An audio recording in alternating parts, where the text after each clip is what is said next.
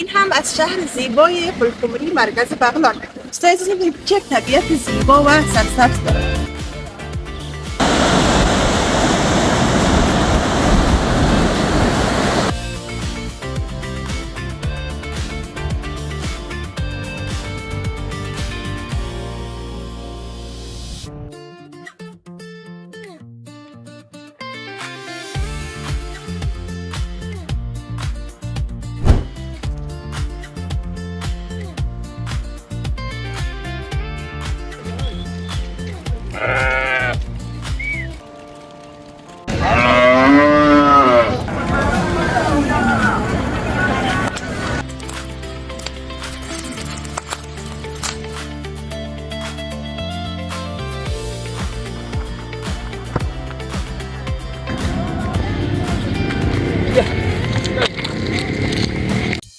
به سفر ولایت بغلان با من سونا کند خوش آمدید.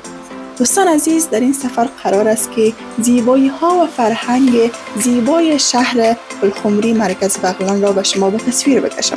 پس تا پایان ولاگ با من همراه باشید. و اینکه دوستان عزیز، هدف ما در این چینل در کنار ویدیوهای آموزشی که مگذاریم این است که ما بتونیم زیبایی های افغانستان به تصویر بکشیم. شاید ما همیشه از افغانستان اخبار بد دیدیم، شاید ما از افغانستان همیشه نکات منفیش به سراسر جهان پخش شده دیدیم، ولی این بار ما میخواهیم که زیبایی های افغانستان به جهان نشان بدیم. میخواهیم که تمرکز ما را روی نکات مثبت افغانستان بگذاریم تا باشد که افغانستان آبادتر، شادتر و سربلندتر داشته باشه.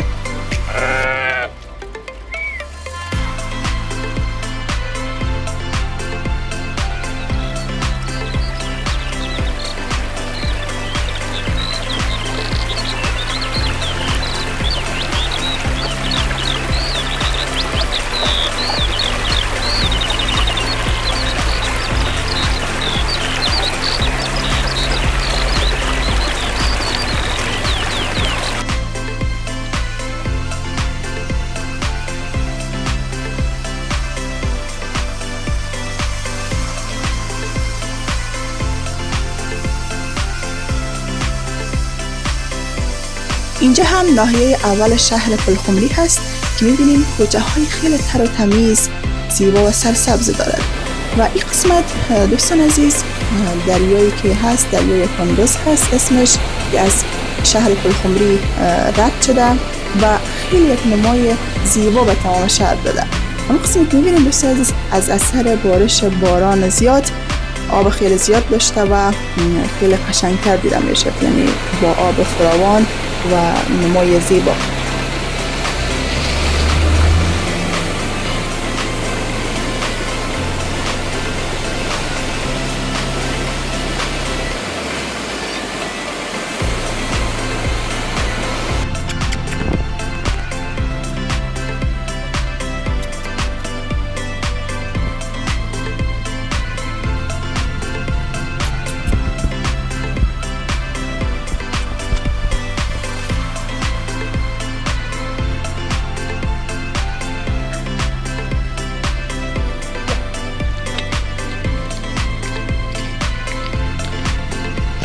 به به، این هم از نهر زیبای شهر پلخمری که به اسم بندودو هست و خیلی یک آب آرام و با عمق خیلی زیاد، یعنی وقتی نگاه میکنید فکر میکنید اصلا آب جریان نداره، در حالی که خیلی عمق داره و جریانشان زیر آب خیلی زیاد هست.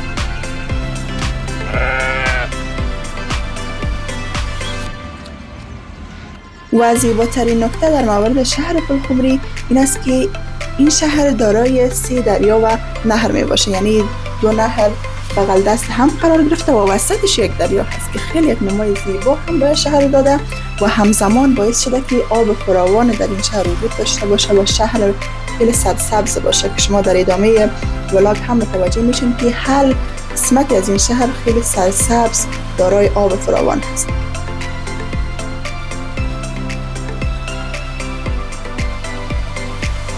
و این قسمت هم که میبینید دوستای عزیز به اسم دوبیلگی معروف است که بین دریا و نهر قرار گرفته، یعنی خشکی که بین دریا و نهر قرار گرفته به اسم دوبیلگی یاد میشه و زیباترین خانه های شهر پلخمری همینجاست. ثروتمندترین افراد پلخمری همینجا خانه دارن. با این قسمت هم میبینیم که چی یک سلیقه خوب به خرج داده. ساحه سبز خود یکی از خانه ها خیلی زیبا و ترتمیز آرایش کرده، سرسبز ساخته، گل کاشته و شاید عصرانه خودش استفاده میکنه و مردم هم از بیرون که نگاه میکنن باعث میشه که اونا هم لذت ببرن. اما قسمی که ما با دیدن این صحنه خیلی توجه ما را جلب کرد و در ویدیو این صحنه را نیز به شما دوستا به تصویر کشیدیم.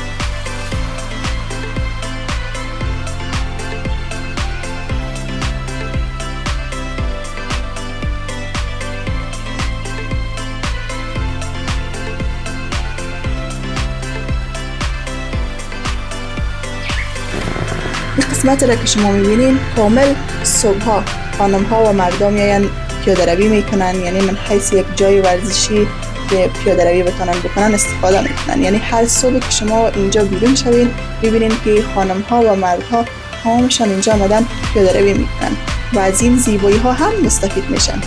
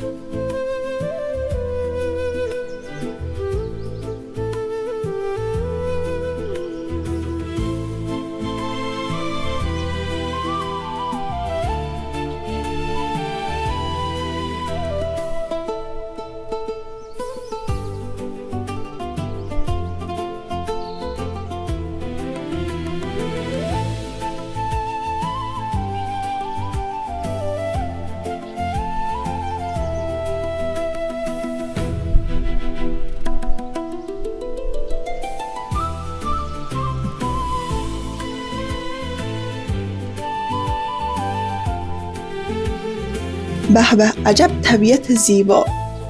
دل آدم میخواد که صبح اینجا آدم باشه و مدیتیشن کنه، آرامسازی ذهنی بکنه.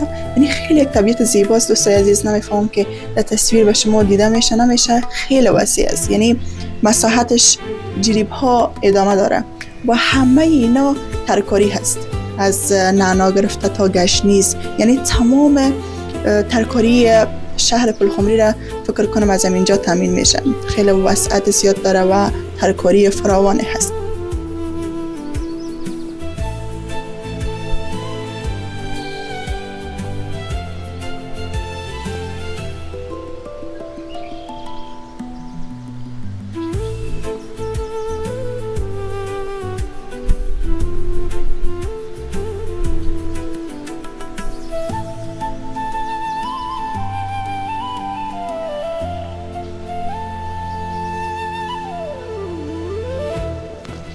اینجا هم مال بازار شهر پلخمری هست. میبینین دوستای عزیز که چی یک صحنه جالب و دیدنی هست. این یک روز قبل از عید است، یعنی روز عرفه هست. میبینین همه مصروف خرید فروش مال هستن به خاطر روز عید.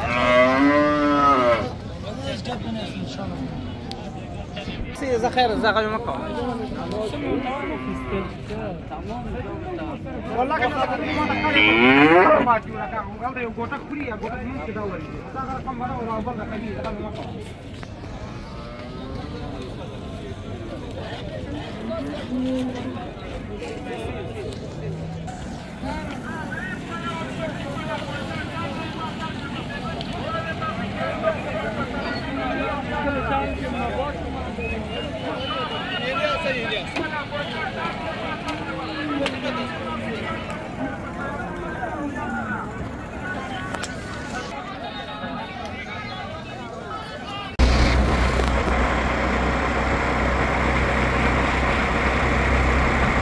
دوستان عزیز، این هم سرک ولایت. این سرک در شهر پلخمری به اسم سرک ولایت معروف هست که مهمترین ارگان‌های دولتی از معارف گرفته تا مستوفیت آنجا قرار داره و همزمان مشهورترین مکتب به اسم لیسه بی بی هوا و که دخترانه هست و همزمان دانشگاه به اسم حکیم سنایی در امی سرک قرار داره که خیلی یک سرک سرسبز. این سمت نهر است، این سمت هم سرسبز و درختای چندین ساله که عمر دارن قرار داره و یک نمای خیلی زیبایی به این سرک داده.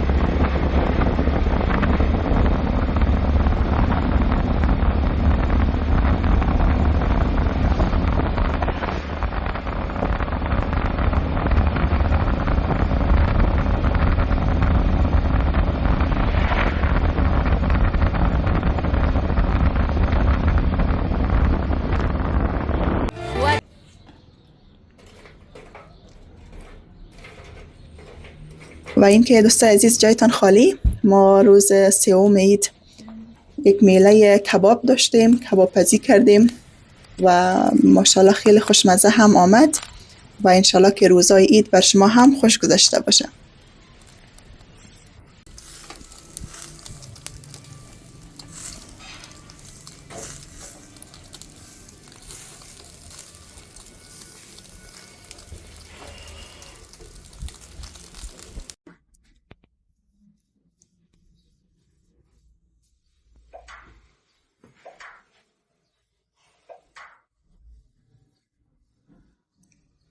بله دوستان عزیز، اینجا بند برق هست از معروفترین مناطق شهر پلخمری و از مهمترین منطقهش هم حساب میشه.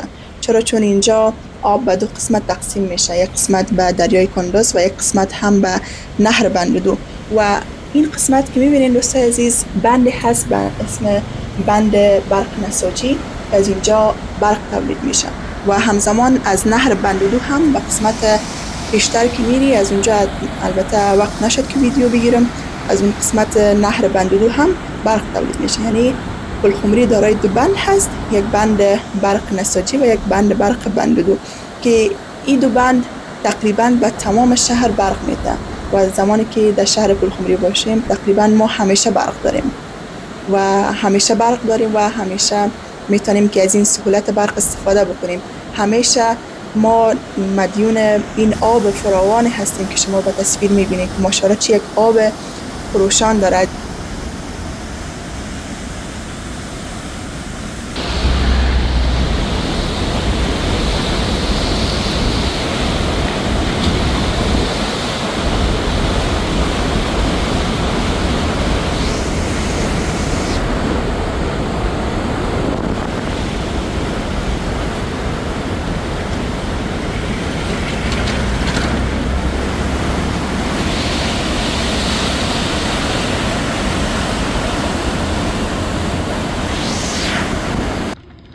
یکی از علاقه های شدید من همیشه یادگیری درایوری بودم و خدا را شکر یک فرصت خیلی خوب پیش آمد در شهر پلخمری که اینجا البته تپه فرحت هست که یک تپه است به اسم تپه فرهد، خیلی مشهور هست که در سال نو اکثرا افراد اونجا میرن به خاطر طبیعت و کوهنوردی و اونجا یک فرصت شد که تمرین داشته باشم به خاطر درایوری و البته از قبلش هم چندین بار تمرین داشتیم. و دختر خانم های عزیزی که شما دارین این ویدیو رو نگاه میکنین، آیا شما درایوری را یاد دارین، علاقه دارین که یاد بگیرین؟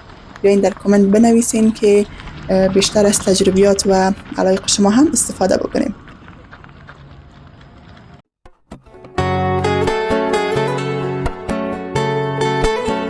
و اینجا هم سمنتخانه هست که یکی از بخشای اقتصادی ولایت بغلان تشکیل میده و از این قسمت نمای تمام شهر دیده میشه و از این قسمت به شما تمام شهر ویدیو گرفتیم دوستای عزیز که میبینین شهر پلخمری بین دو کوه قرار گرفته و وسعت زیاد نداره، ولی با عین کوچک بودنش خیلی شهر زیبا و سرسبز هست. خب همراهان عزیز، امیدوارم که از دیدن شهر زیبای پلخمری لذت برده باشین.